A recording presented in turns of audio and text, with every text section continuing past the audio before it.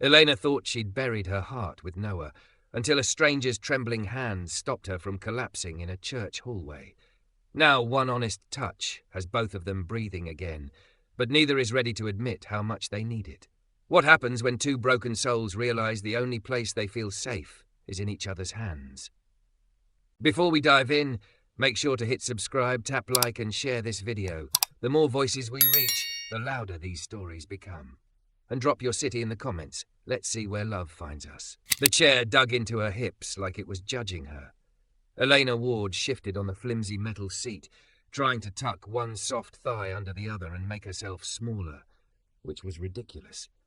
There was no hiding the way her black pencil skirt hugged her thick, curvy frame, the way her cream blouse strained when she breathed too deep. The community centre's folding chairs were not built for women like her. Too much body, too much presence, too much of everything she wished she could silence. A clock ticked somewhere behind her. The grief group sat in a circle, paper cups of coffee sweating on the floor. The carpet was an ugly brown that tried very hard to pretend it didn't have stains. Fluorescent lights hummed overhead, washing everyone in the same flat, tired colour. "And I still expect him to walk through the door," the woman next to Elena was saying, "like he's just late from work. It's been 9 months. The group leader murmured something soothing. Heads nodded. Elena stared at the plastic lid of her untouched coffee. Her reflection bowed back at her, smudged eyeliner, exhausted blue eyes, blonde waves twisted into a messy knot because she hadn't had the energy to straighten it. She'd almost turned around in the parking lot, almost kept driving. But her therapist's voice had echoed in her head. "You are carrying a house worth of grief alone. Just try a room where someone is willing to hold one brick." She didn't know how to hand anyone a single brick without the whole thing collapsing on top of them. "Would you like to share, Elena?" the leader asked gently. Her name felt too loud in the quiet circle. Her throat tightened. She could feel everybody waiting, kind eyes fixed on her, expectations soft but unbearable. Her palms went damp. Her heart stuttered against her ribs like it wanted out. "I'm Elena," she started, and even that felt like too much. "My fiancé died last year." The word still felt foreign in her mouth. Fiancé. As if he were just stuck in traffic on the way to a wedding that would never happen. "How did you lose him?" the leader asked, voice tender. Elena's vision blurred around the edges. She saw it again. The voicemail she hadn't checked in time, the missed call from an unknown number, the police officer's face in the doorway, the tight sympathy in his eyes as he asked, "Are you alone?" Her chest constricted. Her brain offered fragments instead of sentences. Hospital corridors, white sheets, the beeping that stopped. "I don't want to talk about the how," she said too quickly. "Just that it happened, and I don't know what to do with the pieces." Her voice shook on that last word. She swallowed hard, chin lifting like she could force the tears back by pure stubbornness. She'd promised herself she wouldn't cry in front of strangers. Crying made people kind, and kindness made her fall apart.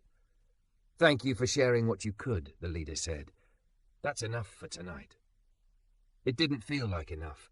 It felt like she'd cracked a door open and slammed it shut again before any air could get in. She lowered her gaze, breath coming too fast. A panic attack hovered just outside her skin, waiting. Her hands trembled in her lap, the diamond ring on a chain around her neck pressing cold and sharp against her collarbone. Somewhere to her left, a deep baritone voice spoke up for the first time that night. "I'm Malik," he said. "I'm only here because my sister threatened to show up at my job with this flyer if I skipped again." A ripple of quiet laughter moved through the room.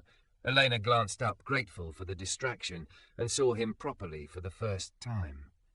He sat across the circle, broad shoulders filling the back of his chair, dark skin contrasting with the grey hoodie rolled up at the forearms. His hands were big, work rough, resting loosely on his knees. His hair was cropped close, neat. His eyes, dark, steady, unexpectedly gentle, flicked briefly toward her and then away, as if he'd felt her looking and didn't want to trap her gaze. "I was a paramedic," he continued. "Now I fix elevators. Less blood." His mouth tugged into a humorless half-smile. "But I still hear the sirens when it's quiet." The group leader tilted her head. "What brought you here, Malik?" He hesitated, jaw flexing. For a moment Elena thought he wasn't going to answer. Then he let out a slow breath. Wasn't one call, like you see on TV, he said. It was 100, 1,000, the ones that went bad, the ones that went right but still felt wrong. Then one that should have been routine. His stare dropped to the floor. Kid didn't make it. After that, I couldn't get my hands to stop shaking long enough to start an IV. So now I fix things that don't bleed. Something in Elena's chest suddenly recognized something in his. Not the details. Hers was a car on the wrong day. His was a career built on emergencies. But the echo of it. The way guilt lived in the spaces between his words. I don't sleep, he added quietly. Or I do, and I wake up with my heart racing like I'm still in the truck. My sister says I'm different. Angrier. I don't know if this place will help, but she thinks I should talk to people who get it. That word, different, sat heavy in Elena's stomach. People had started using it on her too. Her co-workers spoke around her like she was made of glass. Friends had stopped inviting her out when she declined one too many dinners. Her mother had said, in a voice that was more worried than cruel, "You're not the same girl you were, Lena." No, she wasn't. That girl had believed good things weren't fragile. The leader thanked Malik and moved on, but Elena kept stealing glances at him. When other people spoke, they both fell silent the same way, too alert, like they were always braced for a fresh blow. When someone mentioned guilt, they both flinched, shoulders twitching almost imperceptibly, two separate storms, circling the same patch of ocean. By the time the meeting wrapped up, Elena was exhausted. Her skull throbbed. The air in the room felt used up. People lingered for cookies and small talk, but she stood quickly, her chair scraping the floor. She slipped her purse strap over her shoulder and moved toward the door like she was afraid someone would stop her and ask her to share one more thing she didn't have. Halfway down the hallway, she realized her hands were shaking again. Not the pretty, cinematic trembling from movies. This was the ugly kind. Fingers jerking, breath going shallow, vision sharpening around edges and blurring everywhere else. The walls seemed closer. The hum of the vending machine sounded like a siren rising in her ears. Not here, she begged herself silently. Not in a hallway. Not where everyone can see. She pressed her back against the cool, painted cinder block and tried to remember any of the breathing techniques her therapist had given her. In for 4, hold for 4, out for 6. Her chest refused to obey. Her body wanted to bolt, but her legs felt like they were glued to the floor. Elena? She froze. The voice was deep, careful. She looked up and found Malik a few feet away, hands lifted slightly, palms facing her like he was approaching a skittish animal he didn't want to scare. "I'm not going to touch you," he said quietly. "I just, saw you walk out like the room was on fire. You okay?" The question was simple. The answer was not.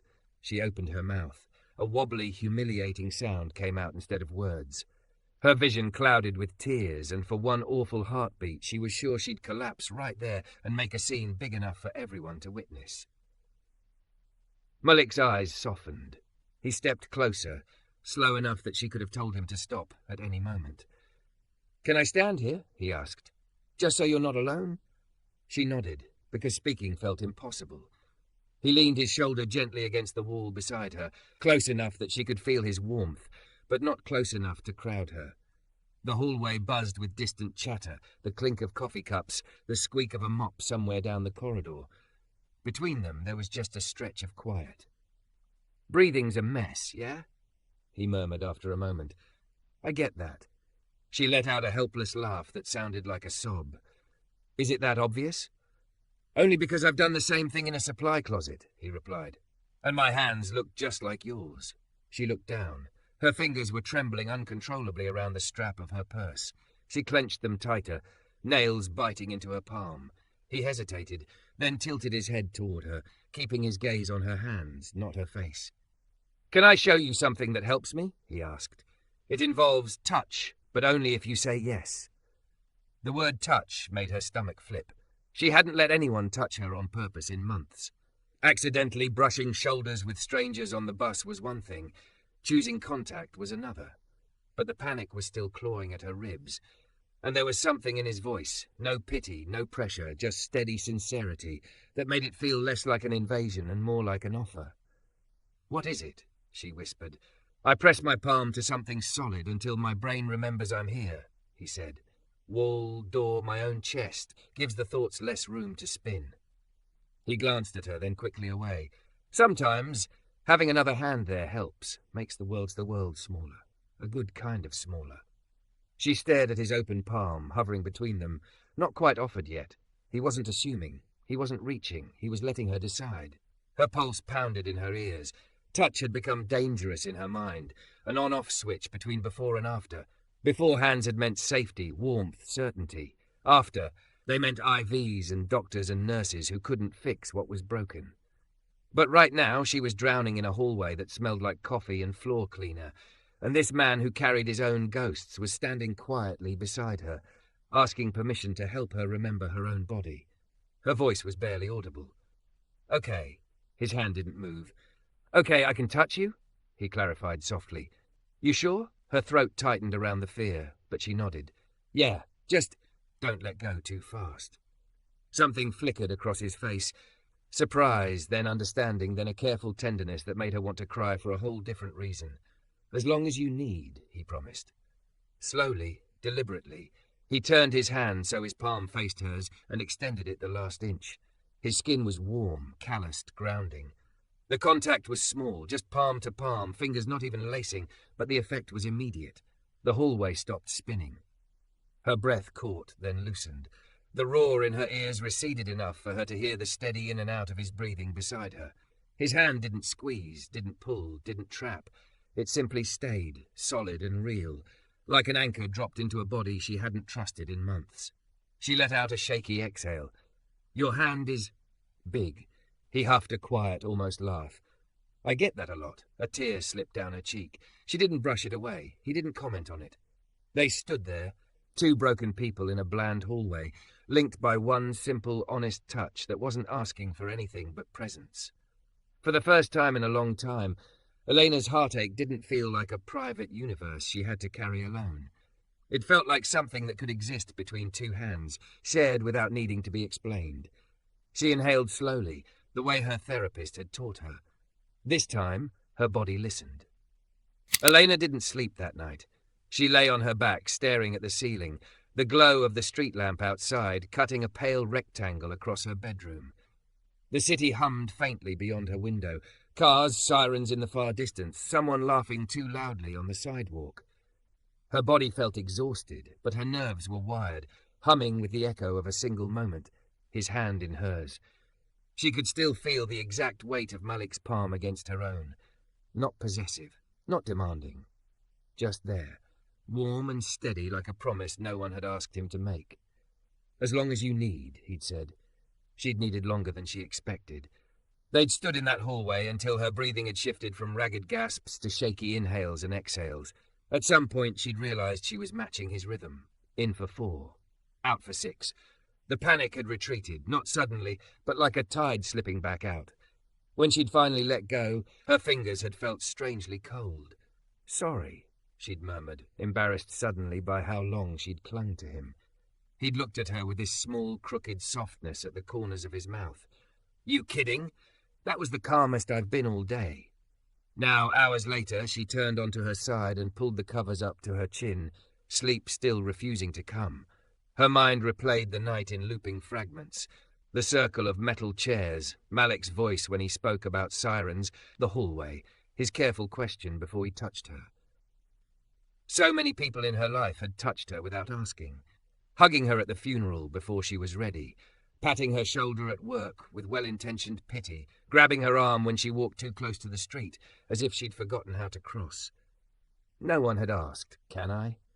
That tiny pause had lodged itself under her ribs. By morning she felt like her skin was inside out. Her alarm blared at 7:30 a.m., but she let it ring until it cut off on its own. Her phone buzzed twice with work emails. Another reminder she was meant to answer one of her mother's messages. She stared at the screen until the words blurred, then tossed it onto the nightstand. In the bathroom mirror, her face looked puffy, the faint smudges under her eyes darker than usual. She pulled her long t-shirt tighter around her thick waist and studied the woman staring back. Full hips, heavy breasts, the curve of her belly softening even more since grief had drained her energy for the gym. She remembered, fleetingly, how her fiancé used to slide his hands over those curves and call her too much in all the best ways. Now she mostly felt like a body that took up space and air. Her gaze snagged on the diamond ring hanging from its chain around her neck. She touched it lightly, the metal cool against her skin, and whispered, "I went, Noah." To the group. That has to count for something, right? The silence didn't answer. She ended up calling in sick. She didn't have the emotional stamina to sit through meetings pretending to care about quarterly reports. Her boss texted back a curt, "Take care," which somehow stung more than if he'd just said okay. By late afternoon, her apartment felt too small. She showered, tugged on jeans and an oversized sweater that still hugged every curve, then sat on the edge of her bed, heart thudding, staring at the grief group flyer on her dresser. They met again tonight. She wasn't sure if she was going back for the circle or for the man who'd turned his palm into a steady place to stand. Across the city, Malik was swearing at an elevator. "Don't look at me like that," he muttered under his breath, crouched in the open shaft, examining a stubborn control panel. You had one job. The office building was mostly empty. It was almost 6, and the day crowd had already trickled out. The only sounds were the faint buzz of fluorescent lights and the quiet music from a receptionist's phone downstairs. He preferred it like this. Fewer people meant fewer chances for his brain to interpret every sound as an echo of the past. He'd been halfway through his route when his sister's text lit up his phone. "You went last night?" He'd stared at the screen, thumb hovering. "Yeah," he typed. "And?" "Met someone who understands panic breathing in hallways," he wrote, then deleted it. He tried again. It was not awful. His sister replied with a flurry of heart emojis and a victory gif. "Proud of you, paramedic man. Going again tonight?" He swallowed. The honest answer formed before he could stop it. "Yeah."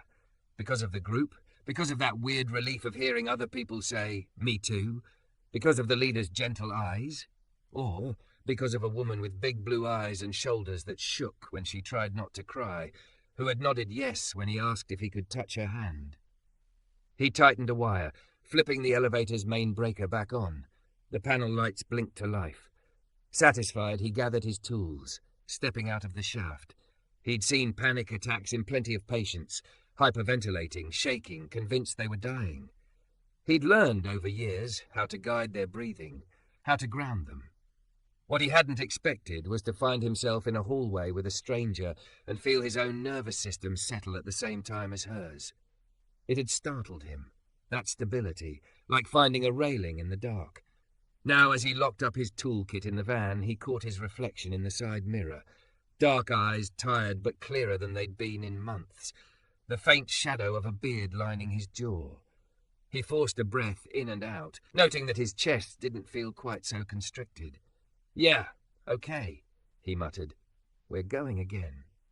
Elena got to the community centre early on purpose and then immediately regretted it. There were only 3 people in the room when she slipped in, and the empty chairs made the space feel bigger, lonelier. She clutched her tote bag strap, her curves wrapped in a soft moss-green sweater that set off her pale skin and blonde hair. She could feel the leader's eyes on her. "Elena," the woman said warmly. "Good to see you back."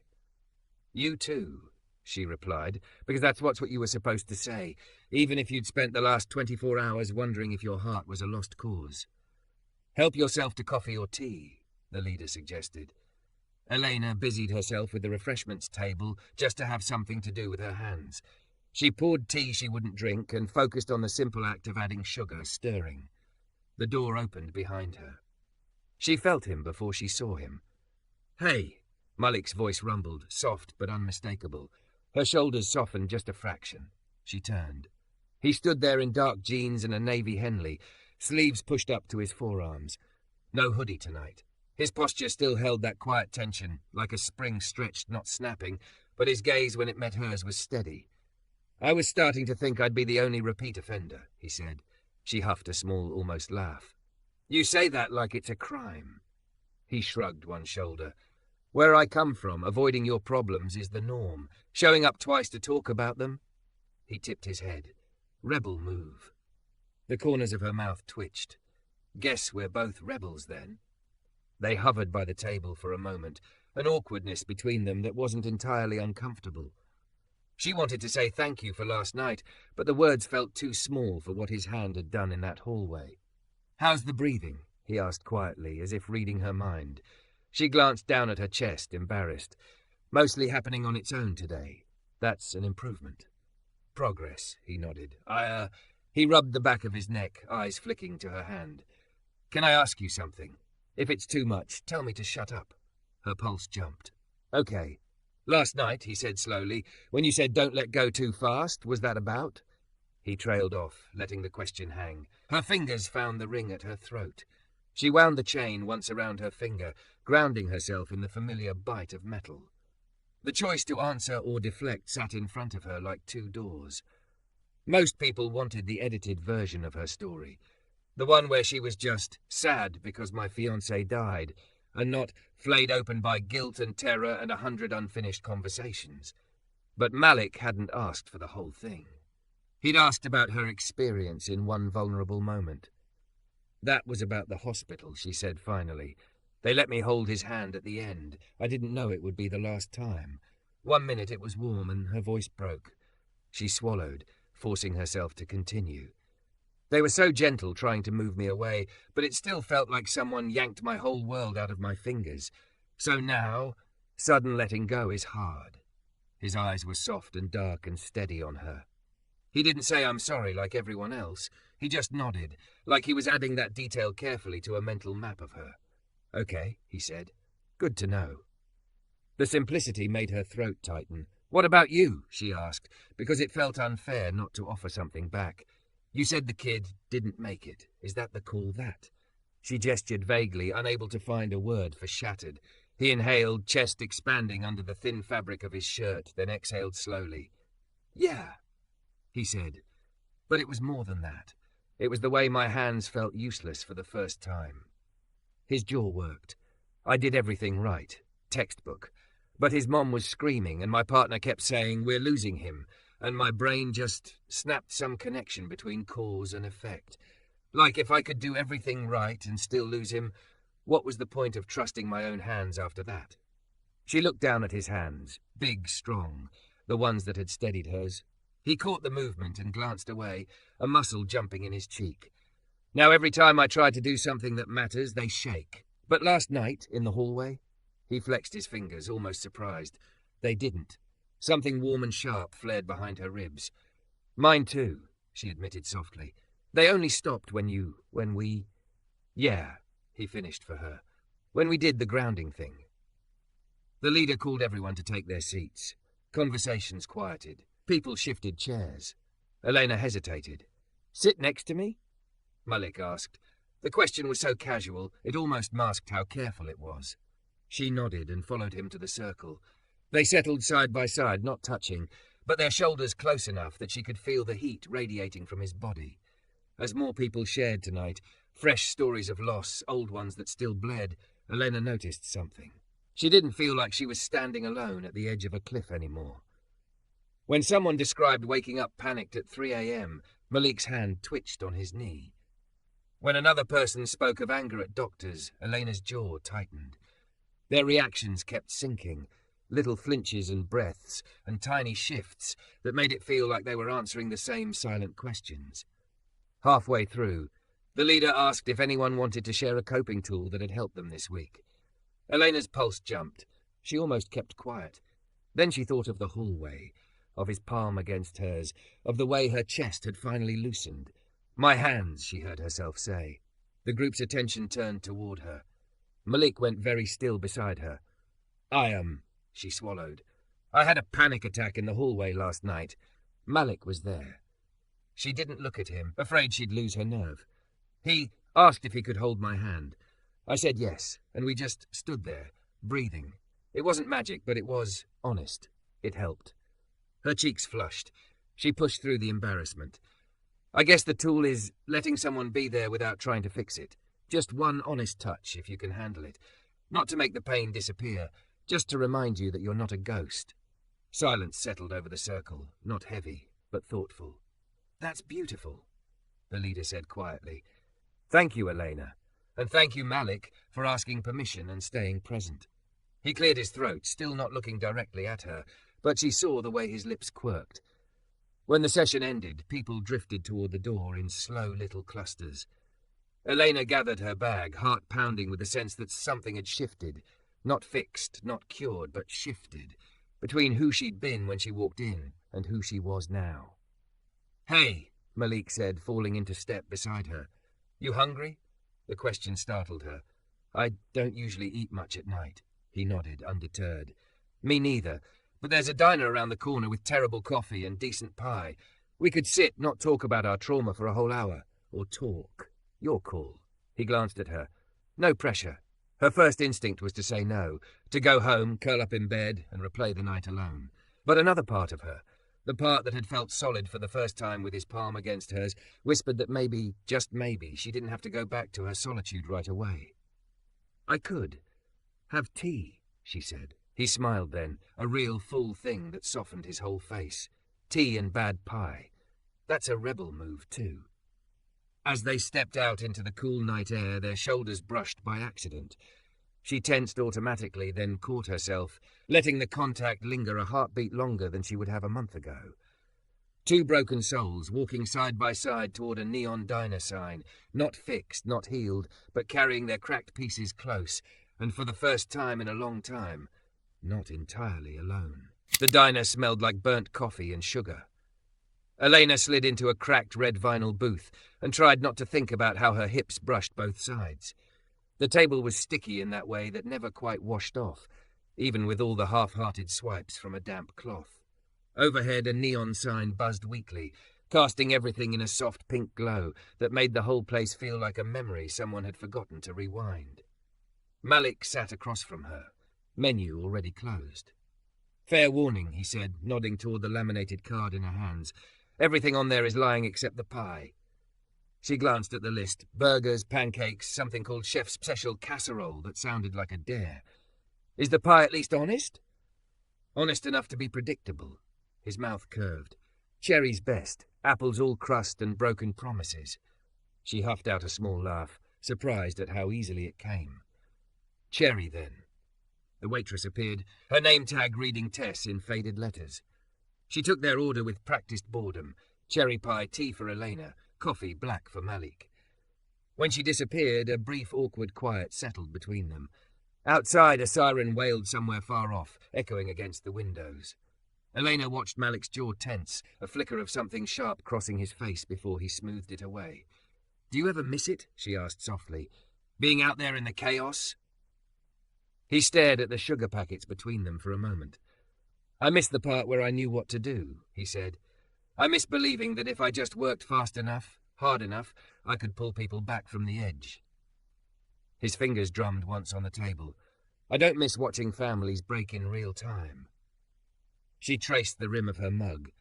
"I miss having a future that felt solid," she admitted. "Like I knew what 5 years ahead looked like.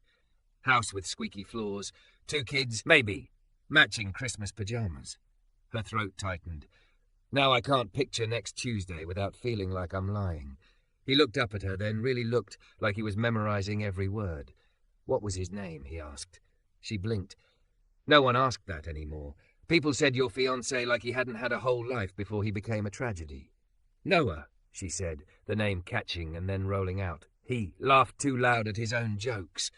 "Hated olives. Sang off-key on purpose in the car because it made me yell at him." A sad little smile tugged at his mouth. "Sounds unbearable." "He was," she whispered, eyes burning, "in the best way." Their drinks arrived, buying her a few seconds to blink the tears away. Tess set the plates down, 2 generous slices of cherry pie bleeding red onto white ceramic, and retreated. For a while they just ate. The pie was exactly as promised, messy and sweet, cherries bursting under the fork. Elena watched Malik's hands as he lifted his mug, the way his fingers wrapped around the ceramic, solid and careful. "You know what scares me?" she said suddenly, surprising herself more than him. "It's not just losing him. It's what it did to my body. Like not just the way I look, but how I react. I flinch when someone moves too fast. I can't handle crowded rooms. Even being looked at feels like a threat sometimes." She laughed weakly, which is hilarious because this... She gestured at her thick curves, her generous frame, Has been attracting looks my whole life. His brows knit. People make that sound like a compliment, he said slowly. Doesn't always land that way, does it? Depends on the day. She picked at the crust. Noah used to look at me like I was art he'd somehow been lucky enough to find. Now, when someone stares, I don't know if they're seeing me or seeing the wreckage. He was quiet for a moment. When he spoke, his voice had lost its joking edge. For what it's worth, he said, when I saw you last night, I didn't think wreckage. What did you think? She asked, her heart thudding a little faster. He held her gaze, unflinching. I thought, there's someone holding too much. And then I thought, she's beautiful. Heat flushed up her neck, startling and foreign. Even with the panic attack, she asked, half laughing, half defensive. Especially with the panic attack, he said. Fear doesn't cancel out beautiful. No one had said anything like that to her in a very long time. The stubborn knot in her chest loosened a fraction. What about you? She asked, needing to steady herself with information. What did it do to you? All those calls. He stared into his coffee like it might have answers. It made my hands liars, he said finally. They used to mean help, fixing. Now, when I look at them, I think about the times they weren't enough. The times they pressed on chests that never rose again. His fingers flexed on the mug, so I stopped offering them, figured no one needed that kind of failure on their skin. Her eyes stung. Your hands kept me from collapsing in a hallway, she said. That doesn't feel like failure to me. He opened his mouth, then closed it again, like he didn't know what to do with that. Outside, another siren shrieked, closer this time. Malik's shoulders jumped, his breath hitched, almost imperceptibly, but Elena saw it. The way his eyes unfocused for a second, the way his grip on the mug tightened until his knuckles lightened. Hey, she said softly. He blinked, but his gaze had gone distant, someplace with flashing lights and metal and urgency. His chest rose too fast, shallow. Her heart kicked up, that old instinct to shrink and manage her own storm. But something else moved first this time. Malik, she said, and there was something steady in her voice she didn't recognize. Look at me. It took a moment, but his eyes finally snapped back to hers. They were wide, younger somehow, like he'd been dragged back to the worst version of himself. In that split second, she recognized the crossroads he stood at. He could disappear into his head and ride out the wave alone, like he always did. Or, can I touch you? She asked, quietly but clearly. Same way you did for me? His throat bobbed. The siren outside faded into the distance, but his breathing stayed uneven. He nodded once, sharp. Yeah, he rasped. Please. Her hand shook as she reached across the table, but she didn't pull back. She turned her palm up, offering it. He slid his hand into hers, bigger and warmer, his fingers curling around the side of her hand like he was anchoring himself to it. His skin was damp, trembling faintly. She squeezed, not too hard. Okay, she murmured. In for 4, out for 6. You showed me that, remember? A startled, almost laugh punched out of him.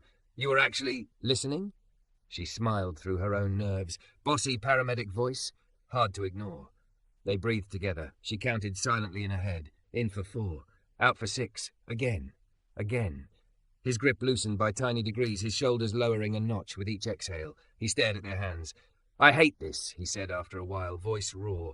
The way a sound can yank me back like a leash. I know, she replied. For me, it's rain on metal, or the sound of tires over a puddle. My whole body freezes. She swallowed. Doesn't mean we're weak, just rewired. He looked up at her, something like gratitude and embarrassment warring in his eyes. I don't like needing help. She squeezed his hand. Me neither. Her mouth twitched, which is maybe why we needed it so badly. They sat like that, hands joined over sticky laminate, until the tension in his jaw smoothed and his breathing matched hers again. The diner buzzed around them, other conversations, clinking plates, Tess refilling coffee for a trucker at the counter, but at their booth time seemed to slow. Eventually he exhaled a long, shuddery breath. Okay, he said. I'm back. She started to pull her hand away, giving him space. He tightened his fingers for just a second, a silent don't run, then relaxed, letting her go. Sorry, he muttered. Don't, she said. You gave me your hand in a hallway. I gave you mine over bad pie. Feels fair. A small, almost shy smile curved his lips. Guess we're codependent now. Co-regulating, she corrected, the word she'd heard in therapy surfacing. Less unhealthy, more mutual rescue. He nodded slowly, tasting the phrase. Mutual rescue, he repeated. I could live with that. They walked out together an hour later, the night air cool against their faces. The city hummed, but the sounds didn't feel quite so sharp. As they lingered on the sidewalk, neither quite ready to say goodbye, he cleared his throat. Can I ask for one more rebel move, he said. She raised a brow. That depends. He shifted his weight, suddenly almost boyish. Can I have your number? He asked. Not for, anything you're not ready for. Just for when the sirens or the tires or whatever get too loud and we forget how to breathe. We could remind each other we've got hands that aren't useless. Her heart fluttered, scared and hopeful and aching all at once. She thought of Noah, of the ring warm against her skin. She thought of herself in the mirror that morning, seeing only absence. Then she looked at Malik, this man with haunted eyes and honest hands, and realized that wanting to survive with someone didn't erase who she'd lost. It only meant her story hadn't stopped where she thought it had. Yes, she said softly, you can have my number. They exchanged phones, thumbs tapping in quiet, companionable concentration. When they handed them back, both screens showed new contacts.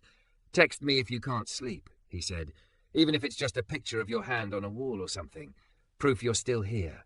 She laughed. Only if you do the same. I want to know those big liar hands of yours are learning new tricks. He shook his head, but his smile was wider now. Deal. They stood there a moment longer, suspended between goodbye and the next thing. She felt a familiar urge to retreat, to run before it all became too much. Instead, she let herself step a little closer, letting their shoulders brush. Thanks for tonight, she said, for letting me be the steady one for a few minutes. He looked at her like she'd given him something priceless. You weren't just steady, he said quietly. You were honest. That's different. On impulse, she extended her hand between them, palm up, not quite touching. One for the road? She asked. His answering grin was soft and real. He slid his palm against hers, their fingers curling together, grounding not because they were unbroken, but because they weren't. They didn't hold on long, just long enough for both their nervous systems to register not alone, and then they let go at the same time. As she walked home under the streetlights, her phone buzzed. From Malik, Mutual Rescue Hotline is now open 24/7.